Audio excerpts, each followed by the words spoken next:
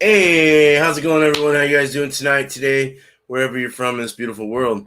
Well, it is, and I welcome you to um, recipe and review time.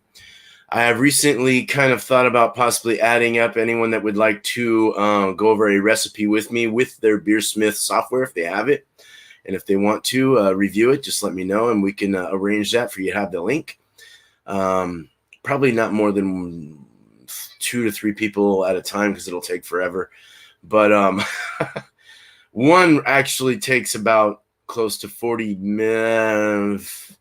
Well, everything I do, going through one person at a time would be about 45 minutes, probably 40 minutes. So, preferably 2 people on the panel. But let me know. Heck yeah. So, again, this isn't the most funnest thing to watch, I'm sure, for a lot of people. It is a learning experience, both for me and you, if you want to learn. I am going over the Beersmith tool. It's a software they have to help develop and produce a recipe of a certain style of beer.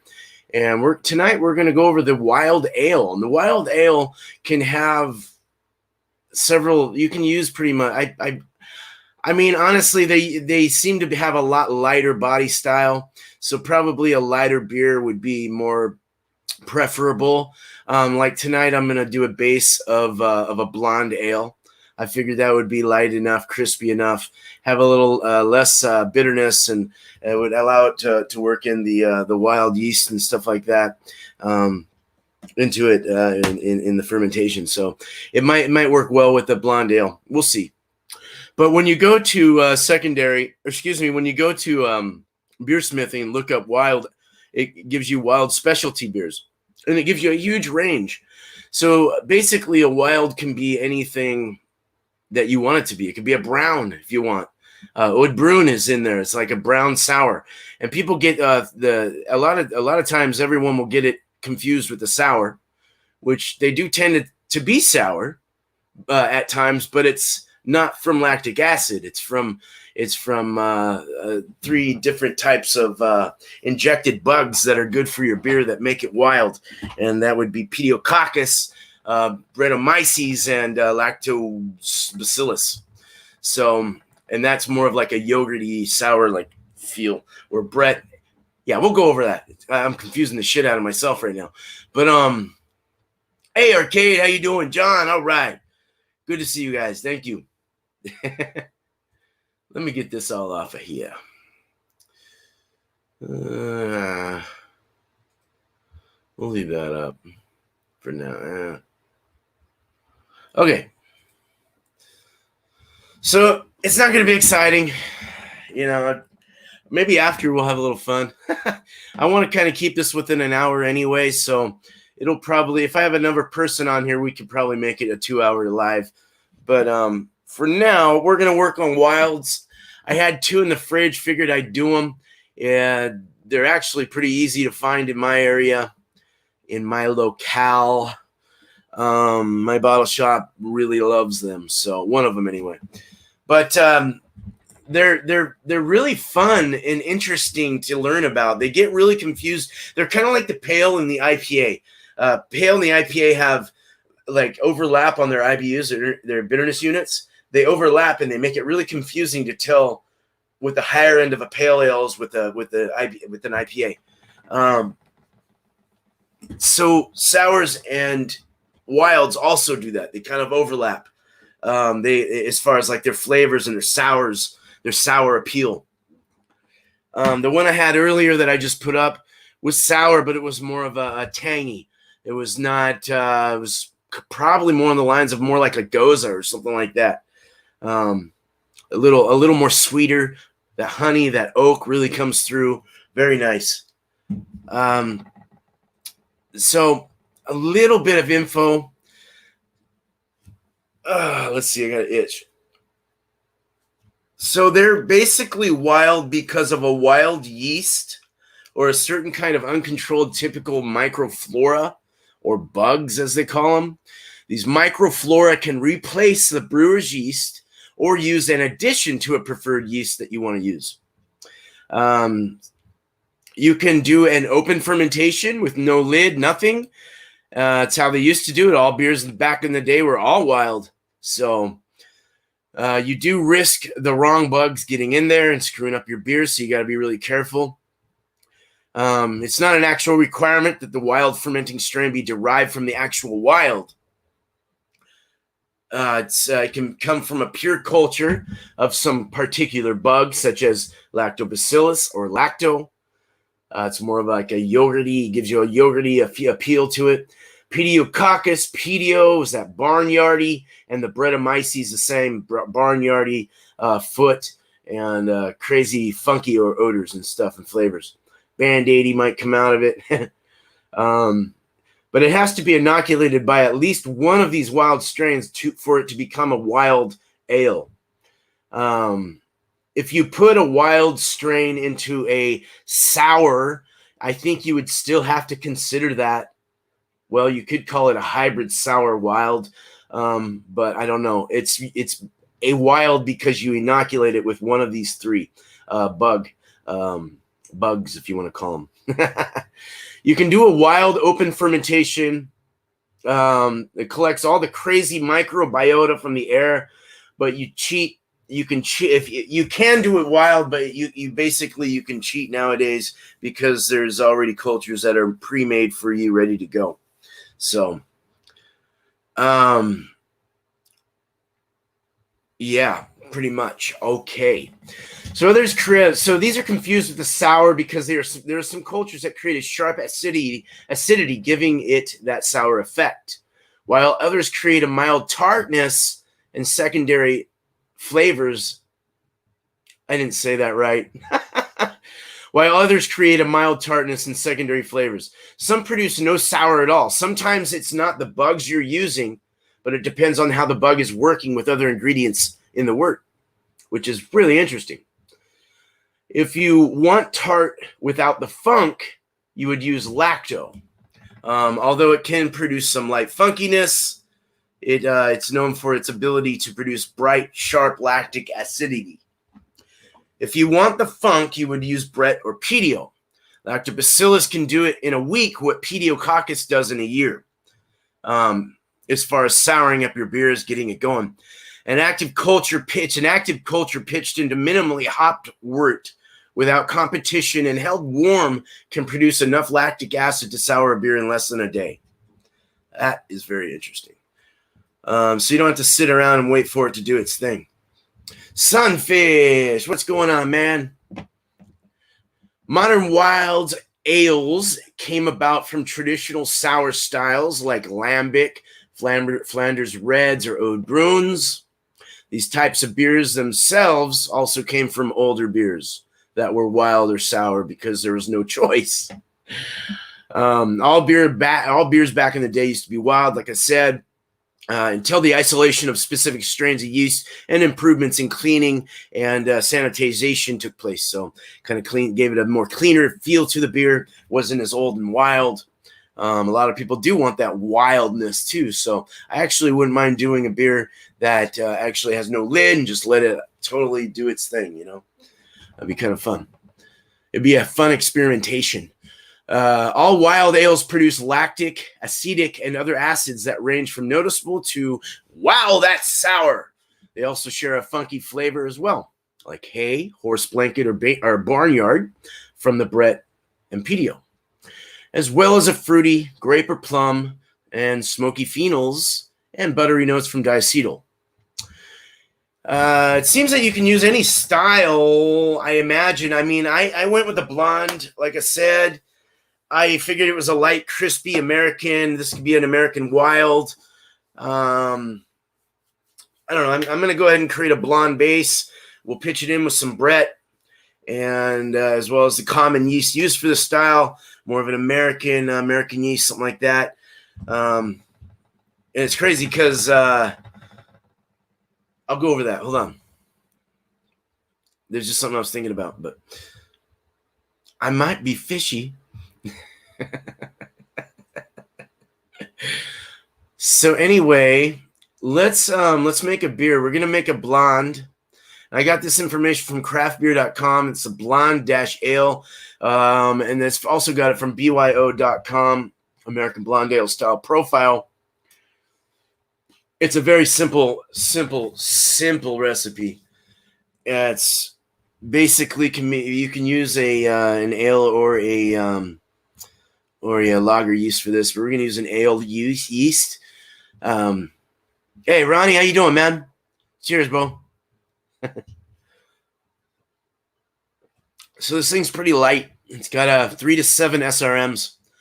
IBUs, the bitterness is 15 to 25, so not super bitter. The alcohol by volume is 4.1 to 5.1. There's other sources that say 3.8 to 5.5. You want to serve this in a tulip glass at 45 to 55 or 50 degrees Fahrenheit.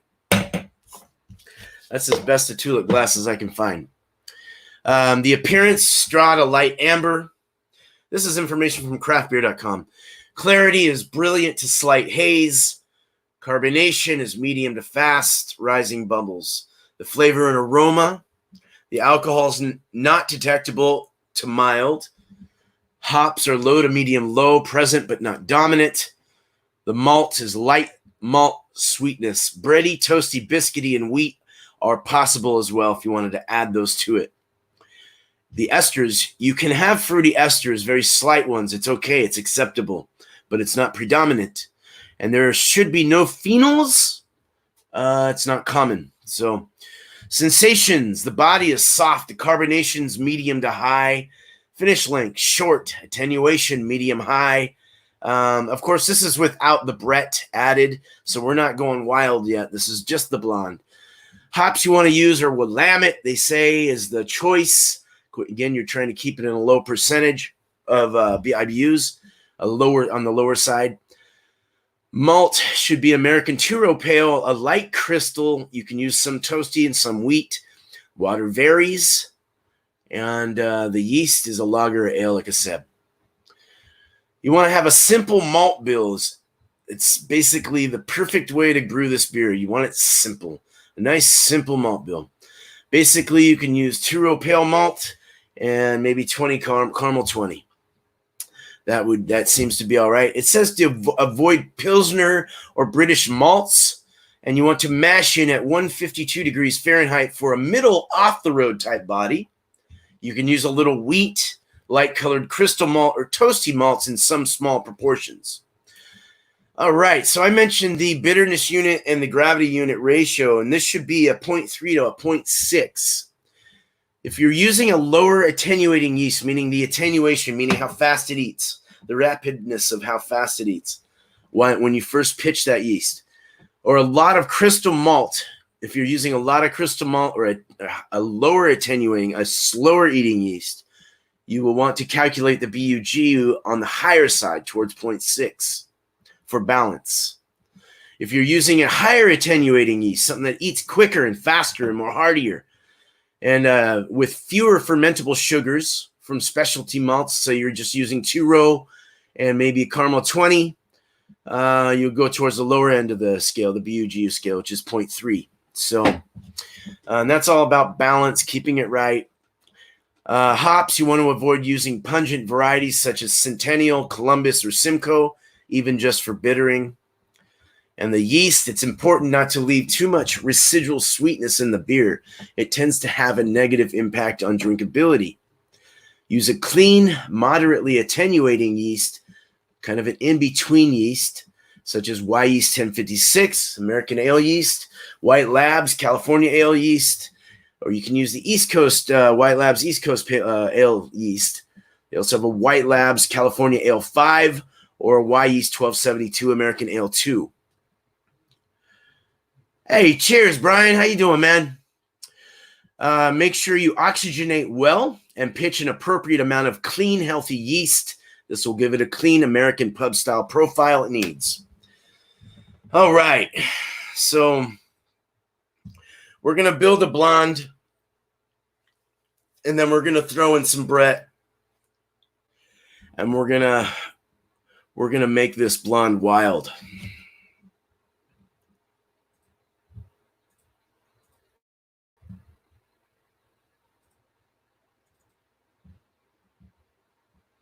Oh, my beautiful hops screensaver. All right.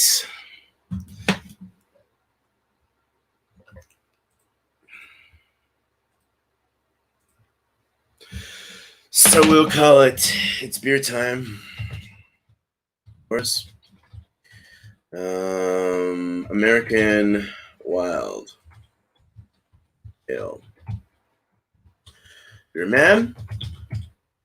Beer Mazin? It's Beer Mazin, folks.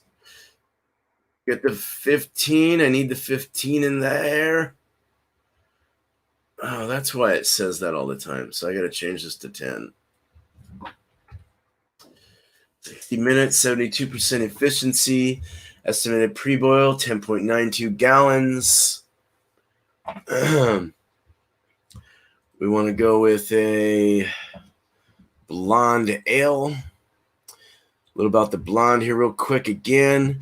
Easy drinking, approachable, malt-oriented American craft beer, often with interesting fruit, hop, or character malt notes. Well balanced and clean, is a refreshing pint without aggressive flavors. Light to moderate, so I already read you all this stuff. Generally all malt, but can include up to 25% wheat and some sugar adjuncts. The last one I had was with honey. It was really good. Really, really tasty. Any hop variety can be used. Clean American, lightly fruity English Kolsch yeast. I didn't see Kolsch yeast. That's cool. Some versions may have honey, spices, or fruit. I was thinking about adding honey, orange, peels, caca, whatever it's called. And let's see. Honey and orange peels. Possibly. Although if any, and see, that's just it. Like when you're building a recipe, you don't have to build it per their style. You can sit there and go, okay, well, am I going to be in a specialty range, or am I going to be in a range that is saying, okay, we're still within style because they say that it's okay to add this and this and this. Wild ales, I would imagine it's okay to add even orange juice to it or something like that. I mean, I don't know. I imagine there's other things you can add to it that make it, because they're such on a specialty level that, I mean, you could do so much with these. Just in my opinion. Examples of this would be the Kona Big Wave Golden Ale. Okay, I didn't know that. All right. So let's go ahead. I just wanted to show you that. We're going to get our two-row in there. Let's get our two-row.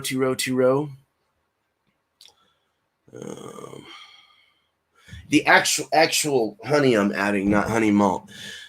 We'll add US two-row. We'll add 19 pounds. So that already brought me up. I mean, that I need to bring that down just a bit. That way we have some room over here where my cursor is. You can see it's midway right now. I wanted to have a little room so I can add other stuff to it. I might even go a little lower. We're at 4.6 right now with 17.5 pounds of two-row. Now let's add some caramel 20. Let's add a pound of that. Color came up to where I want it. The gravity, I mean, it can go a little more. We're going to add some other stuff too, though. So we could add some, I could add a little pinch of like a half pound of victory if I really wanted to. But so my balance would want to be more. If I'm going to add more stuff, let me see. I got to read back on my notes. If you're using a lower attenuating yeast or a lot of crystal malt, you'll want to calculate it on the higher side. So we'll probably go towards the 0.6 range.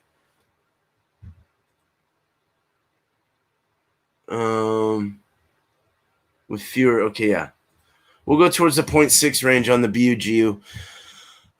We can do a little bit, now let's do some victory. I want some victory in there. Maybe a half a pound or even a half pound. Bringing it up to 4.9. and some honey.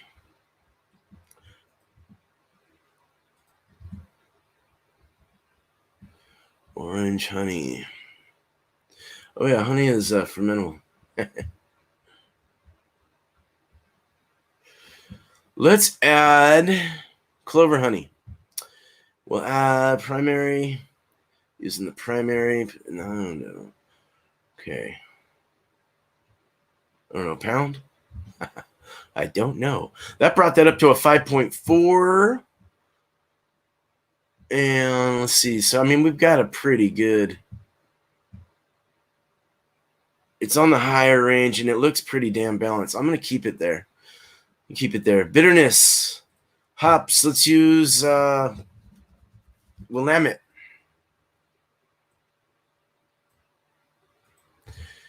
We'll add 2 ounces to the boil, the 60.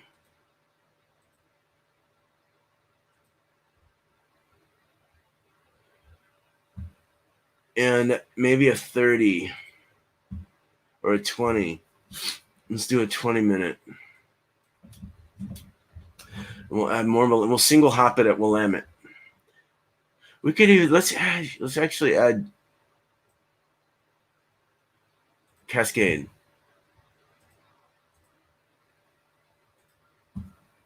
So I brought it up to 25.7. We want to keep. Okay, so let's calculator.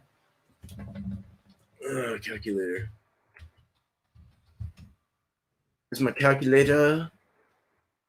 We want to get close to 6.6. So let's do 25.7 divided by 53. We're 4.48 right now. That's actually all right, probably. It's mid-range. We could go a little more in the bitterness. We can probably add, get it up to 27.2. Divided by 53. 5.1. I'm going to stay there. We're going to stay right there because I don't want to get too into that this time.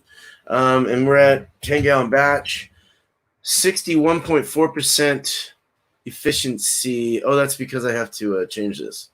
53. 31.6% efficiency at a 5.4%. Colors at 5.8 SRMs, 27.2 IBUs, and an original gravity estimated at 1.053. So doesn't sound too bad to me. Single infusion. Let's go. Forced. It's usually what I do because I have kegs. We could get that up more, but here, hold on. Wait.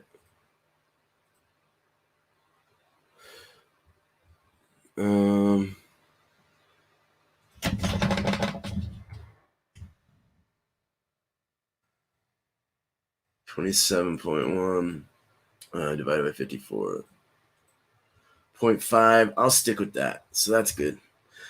Cool. Yeast. American Ale. I'm going to use 1056. I'm going to do 2 packages. And also,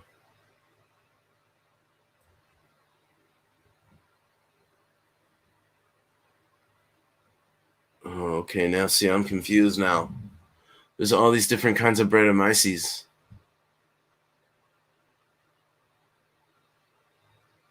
I'm going to take one of those packages out and put a Brettanomyces in.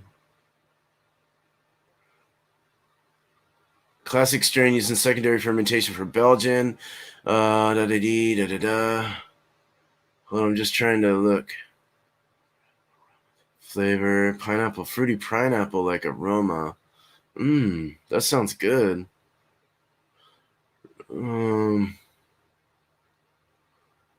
Sorry, everyone. Horsey old leather. Ooh. Spicy, horsey, smoky. Horsey, smoky, spicy. Cherry-like. More of a lambics likeness. East Coast. Moosey like tainted. Acidity. I don't know what I want. I was liking that one. Cherry pie like flavor. Sweets. Let's add this one. That sounds good. So we'll add a pack of that. I'm going to take a pack of the other one too. So we'll put a pack of the American ale yeast in, and we'll put a pack of bread in. Or maybe if you guys think that I should put 2 packs or just leave it where it's at, let me know. We also want to put Irish moss in, of course, for clarity towards the end, I imagine. Or let's see.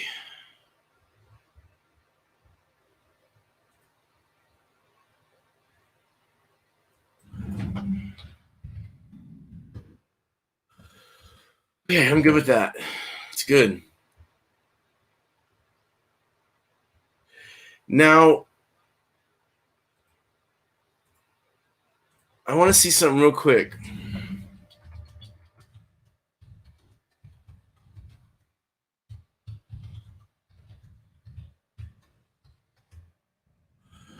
So it takes a primary fermentation with Brett will take about 2 weeks to a month.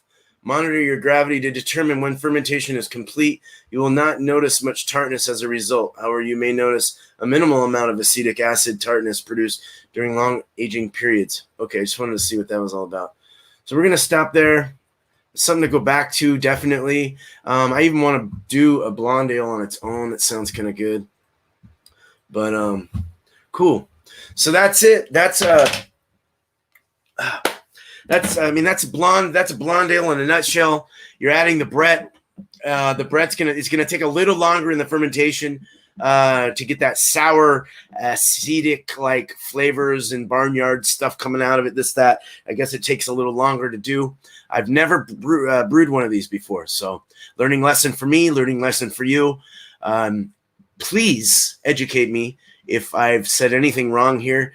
I definitely want to learn more about them. So, some fish, have a good night, man. Much love, man. Cheers.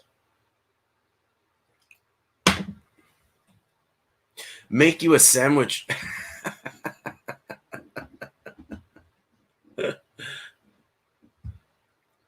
Oh, I forgot to add orange in there. Coriander, yeah. You could add coriander if you wanted, spices. It's up to you. You don't really have to, but if you want to, you can. But orange and coriander go very well together. They're good ones to use. So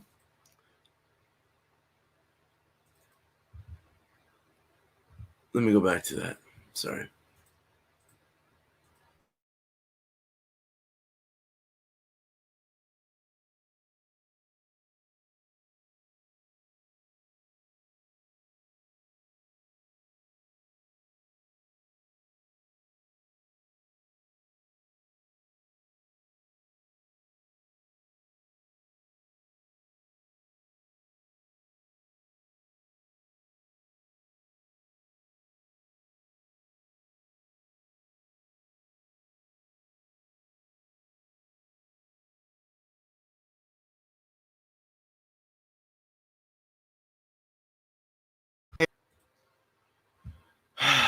Stupid shit. All right.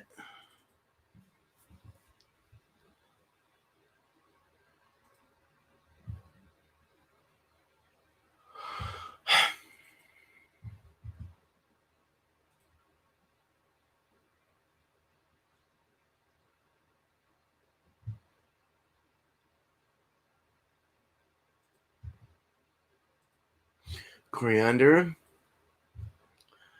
and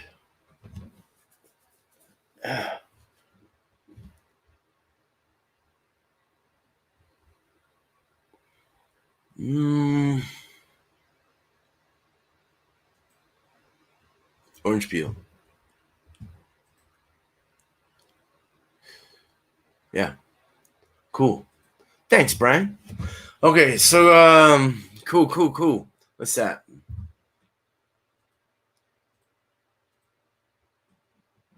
I'm back. Let's do a beer. Let's drink a beer.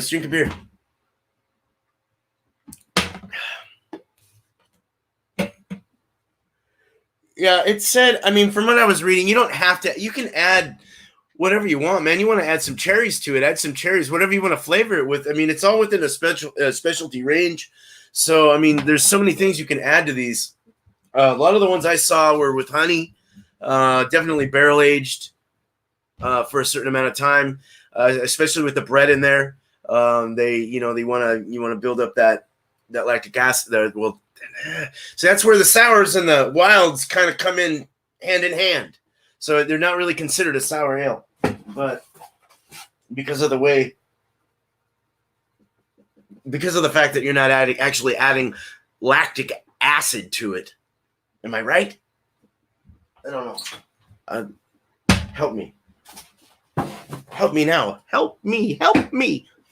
That's what I read. But I could have tied it up in my brain and got it all like screwy Louie and messed up everything in my brain. So, but hey, Deadpool. All right, man. All right, Thrash. All right, Brian. Thank you. So I added coriander. Thank you. And orange peel to this. I was just saying you don't have to add that. You can add other things like cherry. You can add you can add fresh orange and if you wanted orange juice, if you wanted to do this, honey, anything you want. A lot of the ones I've seen are like honey and blackberry or whatever, something like that. And they're oak aged because they have the Brettanomyces in there, and you kind of want that to sit a little longer. It said it takes about 2 weeks to a month to ferment to get your the full effect of it. So it's kind of an interesting. I've never done one before, so it's kind of interesting. This one here is it's a special one. Yeah. Well, it comes from the yeast. The Brett. There's three. There's lacto. There's Brett. There's and then there's I forgot the other one. Brett and the other one. Lacto is more of like a yogurt, smell and taste to it. It's what I'm assuming. Where Brett is more of a farmhouse, barnyard hay like shit. Right, you were saying that with the lime and kill your yeast. Yeah, that's good to know. Now I don't know that I would put juice in. I was just saying that you can add so many different additives to these though, because they're on a specialty level. So you can add different flavors to them to produce what you want to make it without killing the style. As far as the yeast goes, I wouldn't recommend too much acidic juice. Lemon juice or lime juice or any kind of citrus juices to it. As Brian was saying, can ruin your yeast. So, again, a learning lesson. I will continue to learn these beers, how they're made, as well as sours. I do want to get more into them. So, learn that the hard way. That's funny. All right. I am glad you said something because I would have learned the hard way too. All right. Before that, well, this could be served at 45 to 50 degrees. We're okay. I just pulled it out of my cooler. It's by Block 15. It's in a real fancy bottle. It was a $10 bottle. I was going to do this unedited, but I can't edit right now. I paid $60 for a stupid program that doesn't work until I get a graphics card. So I'm not going to go get another graphic editing tool. I'm just going to leave it be and go with it. So I'm going to do this beer on here. It's the Golden Canary. I got this over at I got this over at my Main Street Market. I'm very happy to try this. So it's the Golden Canary, Block 15 Brewing's out of they're out of Portland, Oregon, I think. Are they? It doesn't even say, dude. Corvallis, Oregon. It's in a 1.9 fluid ounce bottle. It's a blended golden wild ale, 33% matured in oak barrels. The foeder conditioned blend of young and older golden ales combines a bready malt base with bright acidity, earthy funk, and a touch of barrel character derived from a portion of the beer maturing in oak barrels for 1 to 3 years in our wild cellar. Enjoy fresh for notes of stone fruit, green apple, and citrus zest, or let it age in the bottle, allowing the wild character to develop complexity over time. Got a cool label though. Hummingbirds. Noise. Let's do it. So what's the, it doesn't have a date. But one thing I do want to do, I did notice that when you do this, turn them, get them going, get that stuff on the bottom going. Because I noticed a big time push in a different flavor, a different direction in flavor. I got more orange out of the last one. More honeys, more orange, even a little more funk. I don't want to push it too much, just real soft. Kind of get it mixed. And then when I get to the bottom of this, I'll shake it a little more and throw it in. Lots of water vapor.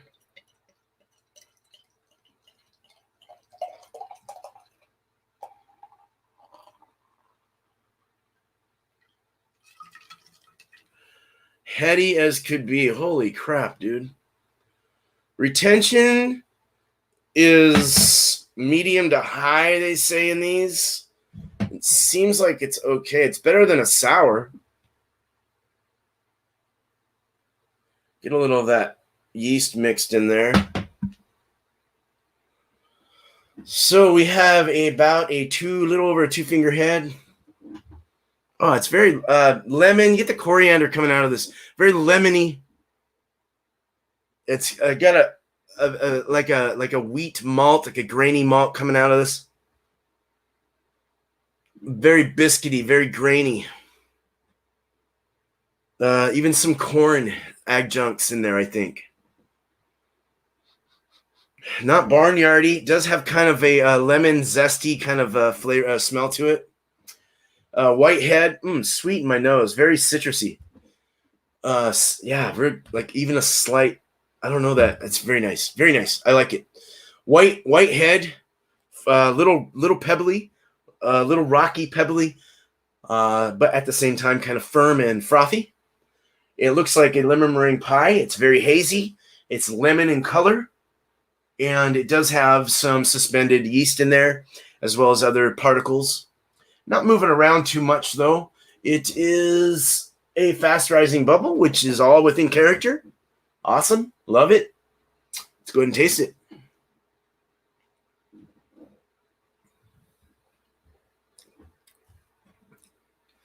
So this is definitely a Brett yeast, I imagine, is what they used in this. It's got more of a sour. Actually, wouldn't that be more lacto? Lactobacillus? I need to look at my notes real quick.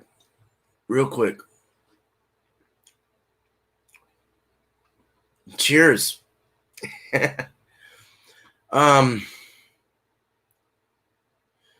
Let's see. Hold on. If you want tart without the funk, this is tart without the funk. You will use lactose. So this is more I think this is more lacto injected. It's more of a yogurty tartness.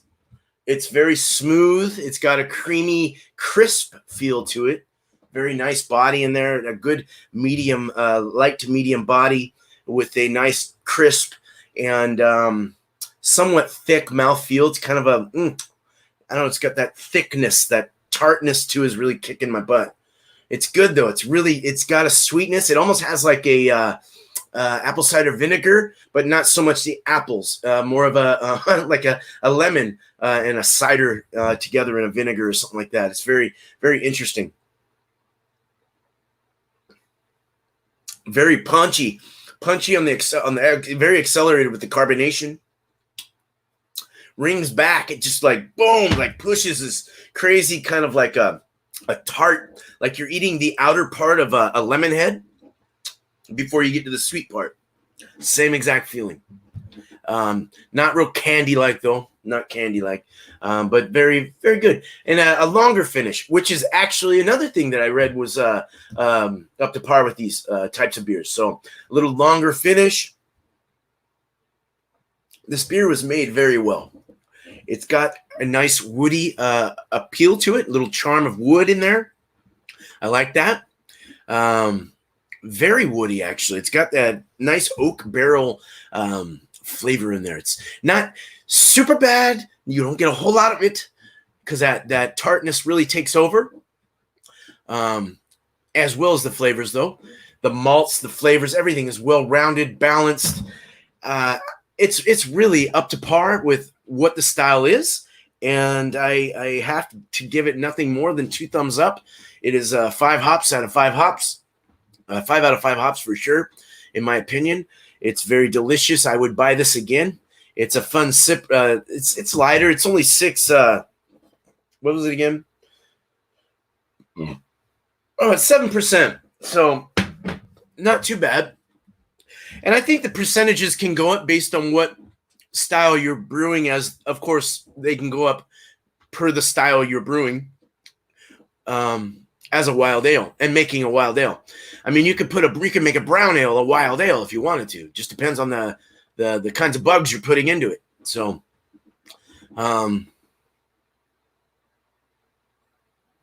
really not bad. Well, man, yeah, you guys, Brian, if you're still there, you've had some wild ales. What was your experience with some of them?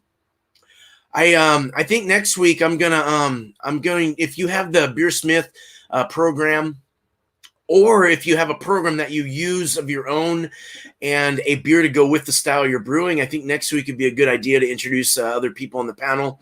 I want to keep maybe up to 3 people, maybe, as this actually went about 41 minutes just for one. So maybe 2 people, on the panel. So if someone wants to join me next week, let me know. Looks enjoyed. This is actually a pretty enjoyable beer. It is very good. It's tart, it's tart. It's not someone's, it's probably not going to be most people's preference. But if you understand what it is, you do a little reading about it, get a little understanding about it, and really get into what it's all about. It really makes a lot of sense when you drink it. So not my go-to, but I would buy one again. I have to imagine you're right with that one. I really do believe you on that. I've had some bad sours, or wilds. I can't remember what wild I had last. So this is probably amongst the one I did today. I like the honey one better than this one. I thought the honey was a great influence in the flavor of the beer, and that oak is really nice.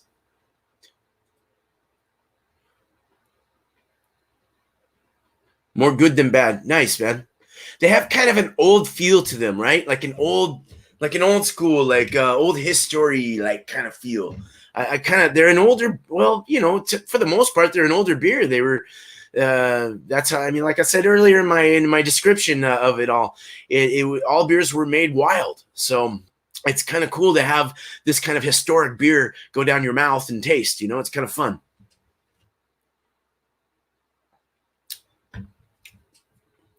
Well, cool, man. I'll go ahead and end this, but I had a good time. It was fun. I really appreciate you being here, Brian. Arcade, thank you so much. And Brian, I appreciate your input. It's always welcomed. And you're a very smart dude when it comes to brewing and when it comes to other things like computer stuff. But so check out Brian. He's a good dude. Arcade, man, good to have you here. Deadpool, always good to see you. Sunfish, always good to see you, bro. Just good to see you guys.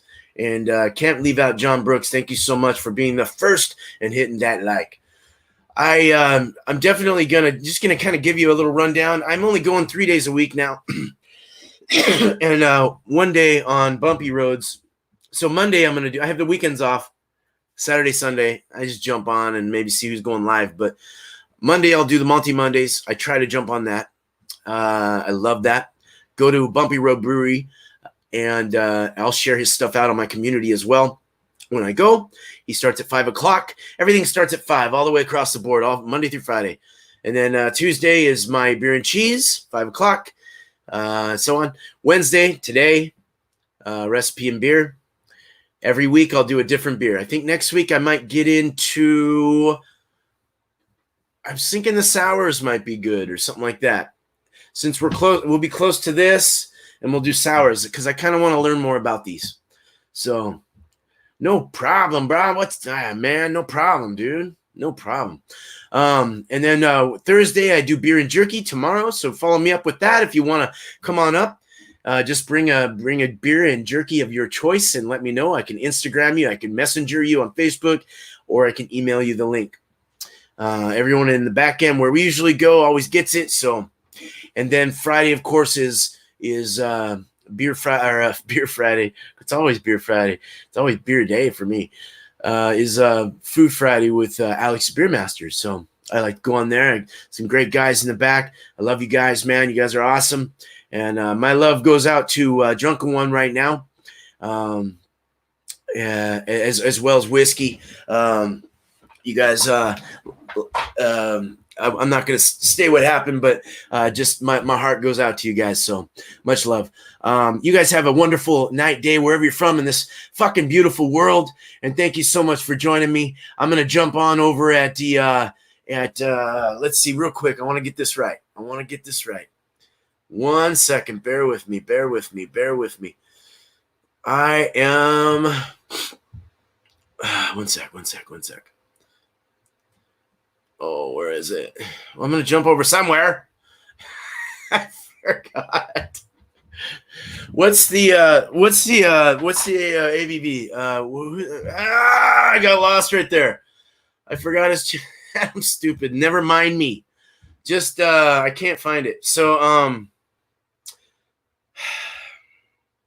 fuck. Where's that at, dude? What the ABV? Look for what the ABV and go to that. I'm going to it after this.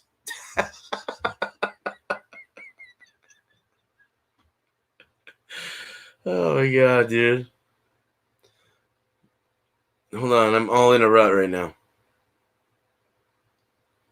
Anyway, fuck it. All right, see you there. Look for it, find it. I'll see you around. I'm gonna go get a beer real quick. Jump on at 6 o'clock. Oh god, I don't have corona, I promise. Why am I brain farting right now? I got a little bit of a brain fart.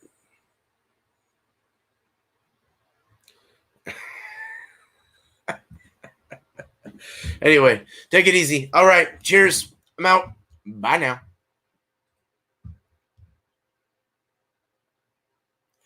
Hey, RD, what's up? Cheers. Beer chugs, god damn it. Yeah. Yes. That's exactly what I was trying to say. Sorry about that. God damn, Beer chugs, I'm sorry. I forgot your damn channel name. But I'll see you there. Cheers, guys.